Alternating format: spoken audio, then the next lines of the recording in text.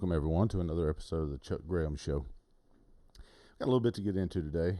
Probably going to be a short show. Got a lot going on. Stay tuned.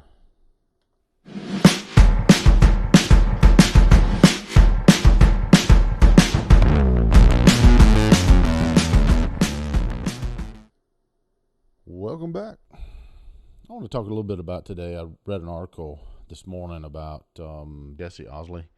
He was a gay Hispanic American that was killed for wearing a Trump hat, apparently. He was 37 years old. I don't agree with his lifestyle, but nobody deserves to die for their political views or for any other reason other than committing some crime and they get shot for it. Nobody innocent deserves to die like that. And so I often refer to BLM, which doesn't match their namesake, and Antifa is the Klan with a tan. There's no difference in lynching somebody like they did, or people back in the 60s and 50s and beyond, than it is, dragging somebody out of a car and beating them to death for wearing a Trump hat, or because they're white, or because they're, for whatever reason. There's no difference. BLM and Antifa is just a Marxist organization hell-bent on destroying this country. We know that. They don't make no bones about it. So, do we have systemic racism? No. Not systemic racism, but we do have racism. And there's a group of people in this country that don't want to let that go.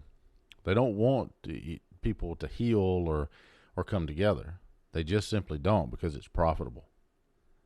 And we know who they are, right? If you went to somebody and said, you're leader of the white community, that would be the president, or that would be, you'd be laughed out of town. But you're leaders of your black communities that they've designated. Now, why do we have racism in the first place? Well, here's my take on it. You got 14% of the population are black. And statistically speaking, they commit 44% of the crime. Now, why does that happen? It's the destruction of the family unit. That's why. It's that simple. If you have people that grow up in a home with a father, they're 100% more likely to turn out to be very productive people, regardless of their race. This has nothing to do with whether or not they're black or white. It's just the culture issue of it. You got more single mothers. You got a lot of abuse. My wife worked for a school system, and she saw it every day. You've got a lot of abuse that's going on in these families. A lot of drug abuse, and it doesn't just happen in the black community. It happens in the white community as well. But my point being is this: if you want to get rid of racism, Morgan Freeman actually said it best. Stop talking about it. And I think what he meant by that was, if you think about it, I watch a lot of movies, and when I see somebody like Denzel Washington, right, I don't look at him and go, "Oh, he's a hell of a he's a great black actor." That puts him within the 14% of the population of black people. That's actually unfair, because genetically we are like really, really close. What it takes genetically to change your pigmentation of your skin is pretty minute. There's not a whole lot of difference DNA wise between the two races, but I wouldn't do that. I would put him in he's a great American actor, white or black, and he is. And you put people in a box like that, and it's just wrong. Why do I have to be a great white? You would never refer to Tom Hanks as, oh, he's a good white actor. So why would you do it to Denzel Washington or any other actor? And selective segregation. That's another issue. It's where when black or white people selectively segregate. And I I made a point to say this. You know, when we end racism, right? It's when we're all going to church together, because that's one of the last institutions that are really segregated.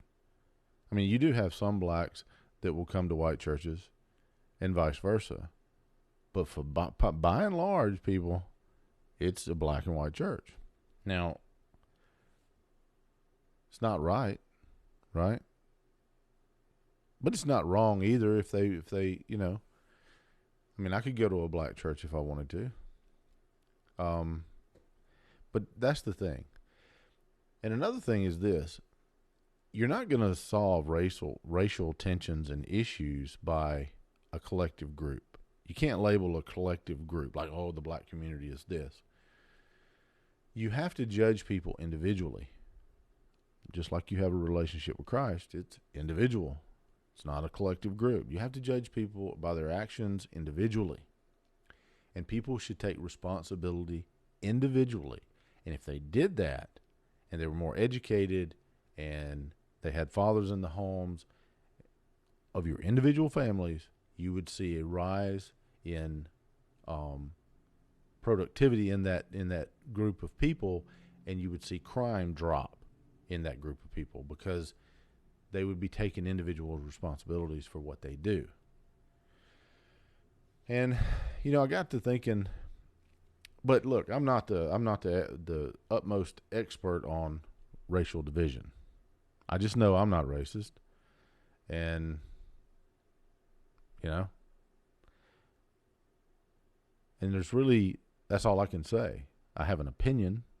Is it the right opinion? Who knows? But I think that that's what it stems from. I mean, and you have a lot of diversity now, but look at it from the moral aspect of things. Are we more moral today than we were 70 years ago? No. Here's why. Let's look at it from a moral standpoint. Take race out of it for a second. Let's look at it from a moral standpoint. No, we're not. Why? People say, oh, well, if someone marries, if you looked at it today and you said a 21-year-old guy marries a 15-year-old girl, how would you think about that? You would look at it in the twisted minds of today. You'd look at it and go, oh my God, he's perverted. But what you're failing to understand is he married the 15-year-old girl. He wasn't preying on anybody. Fell in love with somebody, married them. They even married younger than that, even further back in time. My point being is this. We've come to a place in society to where we think that we have the moral superiority of our past generations. Oh, you can't have sex until you're 18. Well, really, you shouldn't be having sex until you're married. If you really want to take a moral stance on it, that's just a fact. If you want, you can't have a moral stance on anything and think that you can manipulate. But that's what we've done in society. We've manipulated the definition of morality. Now, you're talking to a guy that's probably seen more ass in a toilet seat back when I was single. So I'm in no position to lecture anybody. But I'm just saying, if you look at the facts of things, you know, you're talking marriage versus sex. There is no moral superiority today. We judge people today by our moral superiority, and we start pointing fingers at people. Folks, there's no way to do that. And even like when they passed gay marriage, that the gays were allowed to marry. You can marry all you want to. In the state of Mississippi, they'll give you a marriage license. That's fine.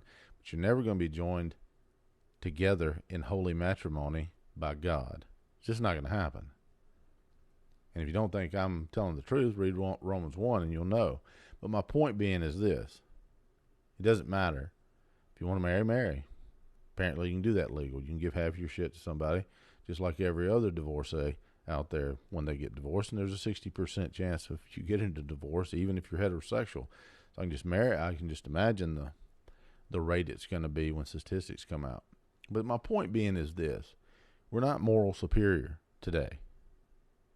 We don't know what we are today.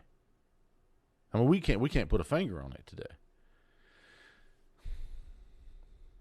I mean, if you don't believe me, throughout time we've had transgenders, but oh my God, it's become a trend now. It's almost like I don't know what the hell's wrong with people. I mean, I do know it's a psychological condition, but you're not going to change your chromosomes. You can't miraculously be a woman or a man, just like you can't miraculously be Bigfoot, or identify as an elephant. So my point being is this: we're not more moral, we're way less moral. And we've just justified our actions by putting limitations and age on it. But here's the stupid part. You can take somebody, oh, well, she can have sex at 18. So, okay. And so she can go and be ridden more than Seattle's flu in a porn movie or something at 18 years old. But if she drinks a beer, she goes to jail because you are contributing to a minor. Awesome. We can't determine as a society what's moral and what's not anymore. That's the problem. There was a pretty clear-cut definition of these things. You didn't live together before you marry. You didn't have sex until you were married. Now, of course, kids did it, right? But it wasn't accepted as a society. Now we just accept everything. And so, not to get on but that's my whole point about race relations and things. I remember when I was a kid, I was about 4 years old, and there was a black man that lived up the street. This was in the 70s.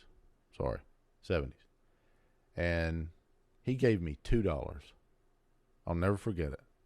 And I asked him why. And he said, I've never had a white kid say sir to me. No shit. I was just raised that way. I didn't see him as I was just raised that way, and so, but my point being is this: there used to be systemic racism. Not today. Not you gonna have racism, but it's not gonna keep anybody down.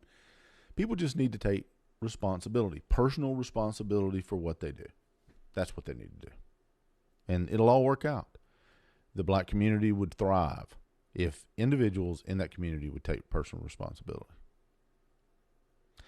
and try to, well, what am I doing wrong? So, with that said, and speaking of morals, look at Jeffrey Epstein. I got news for you people. Maxwell's, it is not going to surprise me if they kill her. And she's going to die of some mysterious COVID-19 / pneumonia / whatever. But there are a lot of powerful people in this country that she's going to oust. Lots of powerful people. And I'm not a conspiracy nut, but it just seems a little hinky to me that Epstein killed himself.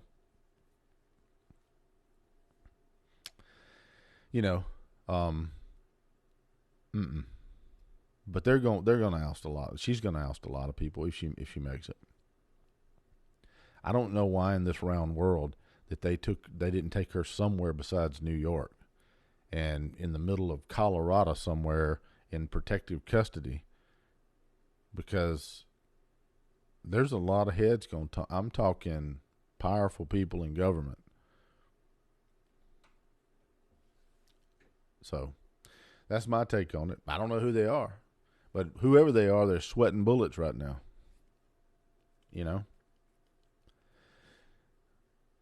I mean, who has a sex island? I mean, that's what I mean by morality. You got an island specifically for shagging. Shit. I mean, it makes no sense. Well, I think that's going to conclude it for me today. If you enjoy the show, like, subscribe, hit that notification bell. You can visit us at charlesgraham.com to hear our podcast, which the show will be on later today. Again, that's charlesgraham.com. God bless you all, whether you're black or white, Asian, whatever. We're all God's children.